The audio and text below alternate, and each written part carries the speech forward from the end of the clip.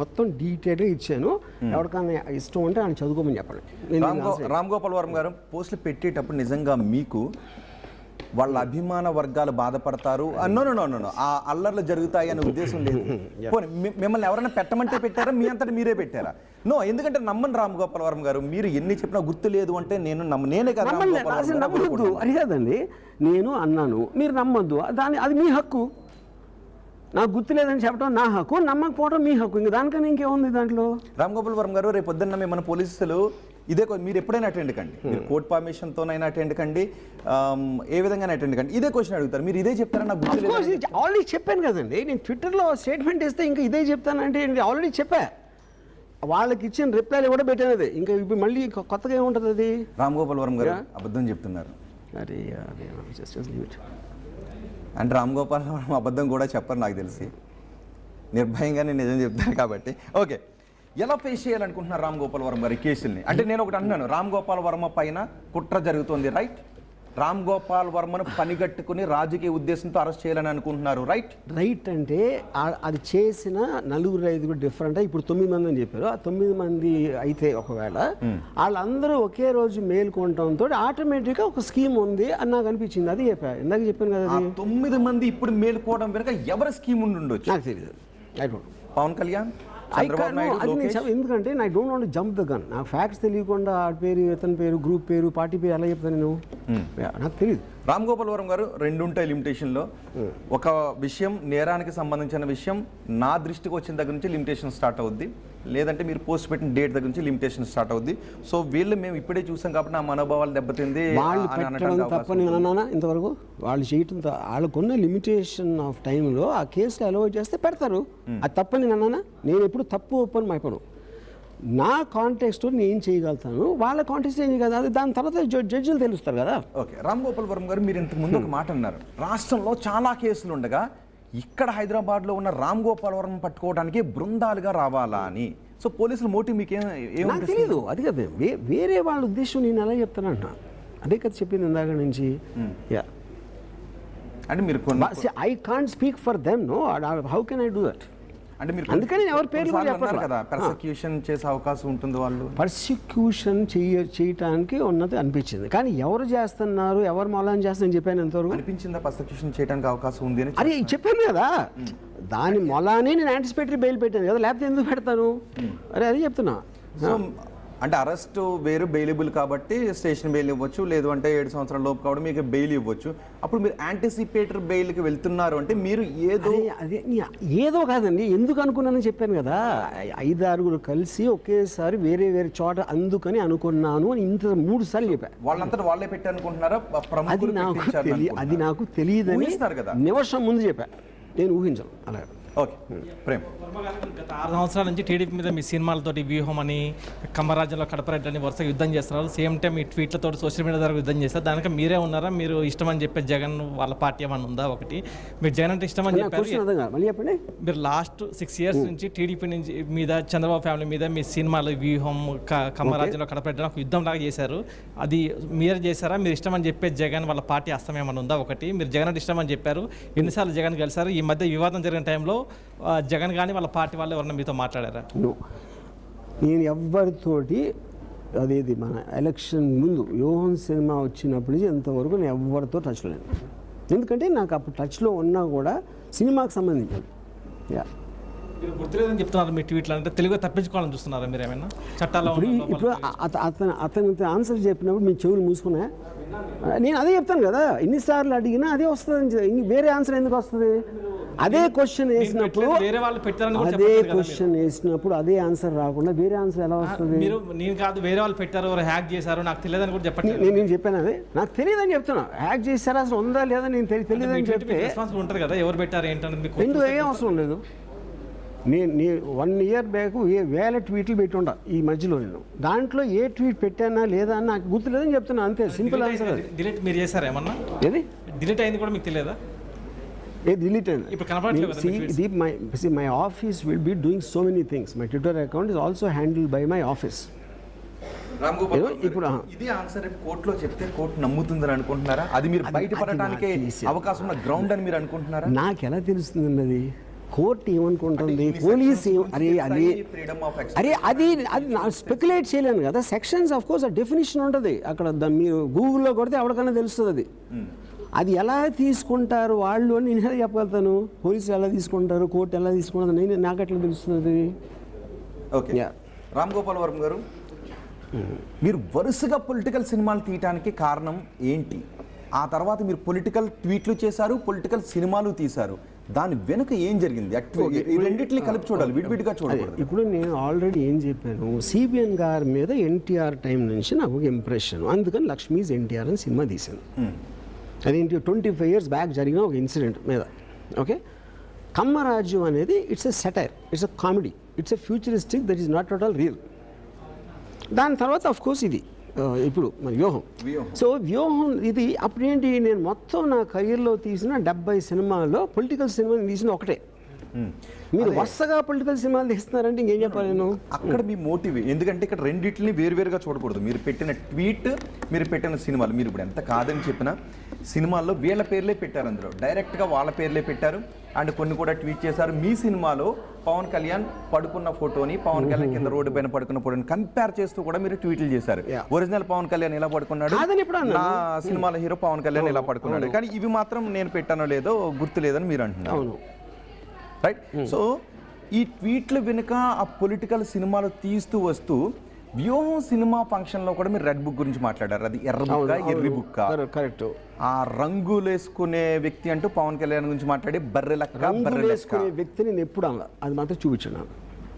రంగులు వేసుకునే వ్యక్తి పవన్ కళ్యాణ్ అది అనలేదు, ఎందుకంటే నా నేచర్ నాకు తెలుసు, నా నేచర్ ఎలాంటి మాటలు వాడతాను అని నాకు తెలుసు. ఓకే, నేను అది చూపిస్తాను. రైట్, ఇప్పుడు ఒక క్వశ్చన్ అడగండి, ఈ లోపు నేను చూపిస్తాను. ఆర్జీవి గారు, వైసీపీ గవర్నమెంట్ ఉన్నప్పుడు రఘురామకృష్ణంరాజుని జైల్లో వేసి కొట్టారు. మీరు ఇప్పుడు ఒక టూ వీక్స్ టైం అడిగినట్టున్నారు, కొంత టైం. ఒకవేళ మీరు అరెస్ట్ అయిన తర్వాత మీకు అలాంటి సిచ్యువేషన్ వస్తే, అరే నేను ఇప్పుడు వాళ్ళు వదిలేసి బయట ఎవడో నన్ను కత్తితో పొడిసేయచ్చు, నా మీద బాంబు వేయచ్చు, ఏదైనా చేయొచ్చు కదా ఎవరైనా, అది క్రైమ్ అవుతుంది. ఇంక్లూడింగ్ ఒకవేళ వాళ్ళు చేసి ఉంటే నాకు తెలియదు రఘురామకృష్ణ గారి.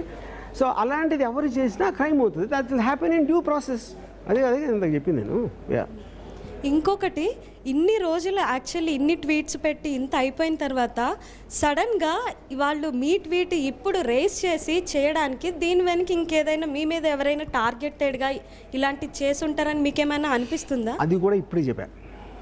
నాకు ఎవరు చేశారు నాకు తెలియదు, నాకు తెలియకుండా వాళ్ళ పేర్లు కానీ ఆ గ్రూప్ నేను చెప్పను అని చెప్పాను. అన్న, మీరు అసలు దేనికి ఎవరై అడిగిన అంత బోల్డ్గా, అంత డేర్గా చెప్పడానికి గల రీజన్ ఏంటి? అంటే దేనికి అసలు భయం అనేది మీకు ఏమి అనిపించారు? అరే భయం అంటే I'm living under a democratic country where I'm protected by the constitution and by the judicial procedures what ever it is. అప్పుడు నాకు నేను భయంతో ధైర్యంతో మాటలు నేను వాడను. I'm exercising the rights I have under the constitution, అంతే. రామ్ గోపాల్ వర్మ గారు, రంగుల రాజా పవన్ కళ్యాణ్ ఇప్పుడు రంగేసుకుని ఒక పెద్ద సూపర్ స్టార్ అయిపోయాడు. ఒక్క నిమిషం మళ్ళీ వినిపిస్తున్నాను. ఓకే ప్రేక్షకులు వినిపిస్తారా? ఓకే, ఇప్పుడు ఆయన మొహానికి రంగేసుకుని ఒక పెద్ద సూపర్ స్టార్ అయిపోయాడు. Nobody says no, terrific, absolutely. ఆయన పెద్ద ఫ్యాన్ ఫాలోయింగ్ ఉంది. ఒక రాజకీయ నాయకుడిగా వచ్చినప్పుడు నేను ఇది చేస్తా అని సినిమా. ఓకే, అది అన్నాను. Obviously you proved it the point. Okay, అప్పుడు ఇది ఎందుకు అన్నాను, పవన్ కళ్యాణ్ రోజా కానీ రింగుల రాణి అన్నప్పుడు ఇది అనుంటా నాకు తెలిసి, ఎందుకంటే అదే ప్రాస కలిసిందని. మీరు ఇంటెన్షన్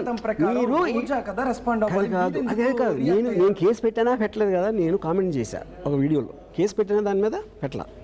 ఓకే, సో ఇలాంటివి నేను చాలా అనుంటా, నాకేమీ తెలియదు. వాటికి పర్యవసానం జరుగుతుందా? మీరు చాలా ఉన్నారు కదా, వాటన్నిటికీ అప్పుడు రంగుల రాజా అన్నాను కాబట్టి పవన్ కళ్యాణ్ గారు పెట్టాలి నా మీద కేసు, అది పెట్టారా? అప్పుడు మీరు రాజకీయ నాయకుడు కాదు, మీకు రాజకీయాలు ఇష్టం లేదు, రాజకీయాలతో సంబంధం లేదు, మీకు సినిమాలు.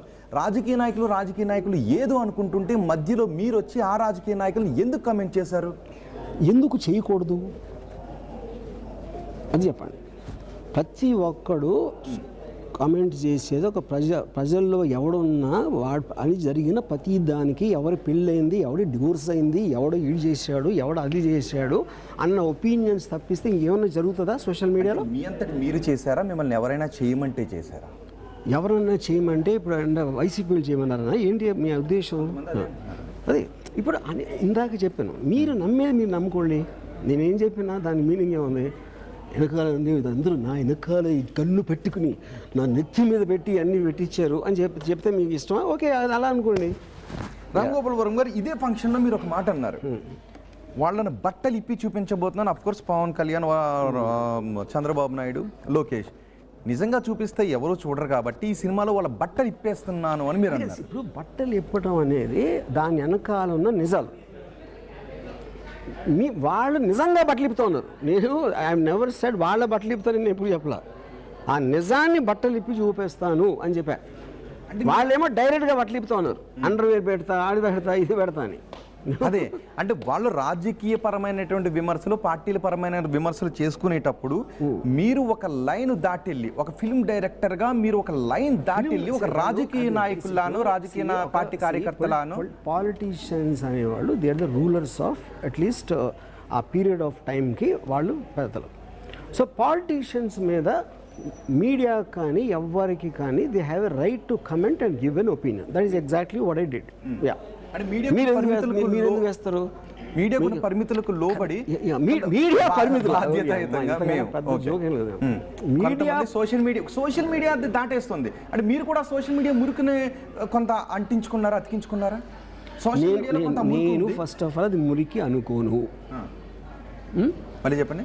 మురికి అనుకోను, ఎందుకంటే that is an expression which you are taking a certain manner.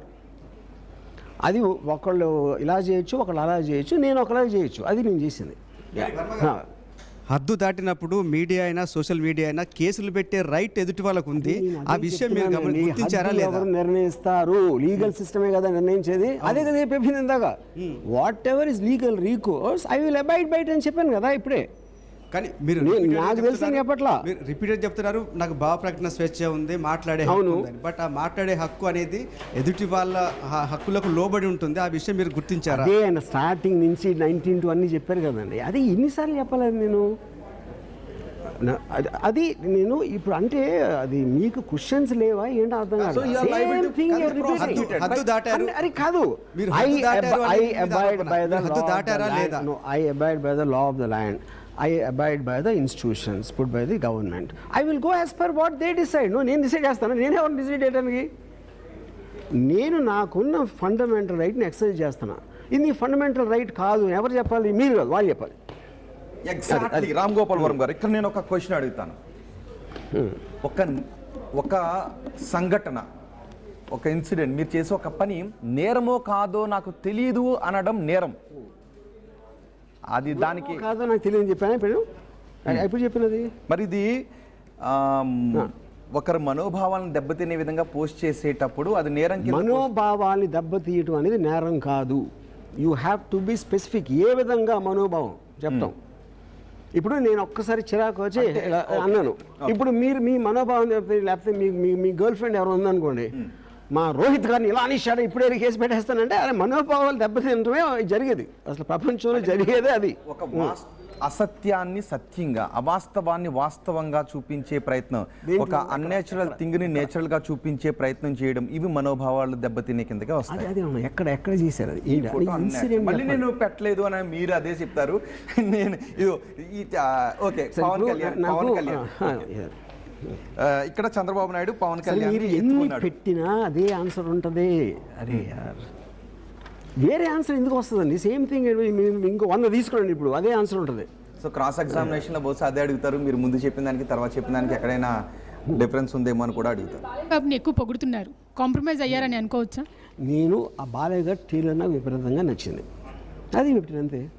నాకు నచ్చినాయి అని చెప్తాను, లేకపోతే ఏదో చెప్తాను అంతే. చేసేది. రామ్ గోపాల్ వర్మ గారు, మీకు రేపు కోర్టులో బెయిల్ దొరకకపోతే మీరు పోలీసుల దగ్గరికి వెళ్ళి అటెండ్ కావాల్సిన పరిస్థితి వస్తే ఏం జరుగుతుందని మీరు అనుకుంటారు? నాకు తెలీదు, నేను ఆలోచించినాను. లాయర్స్ ఏదో చెప్తారు. I'm prepared for every eventuality because I take everything as an experience.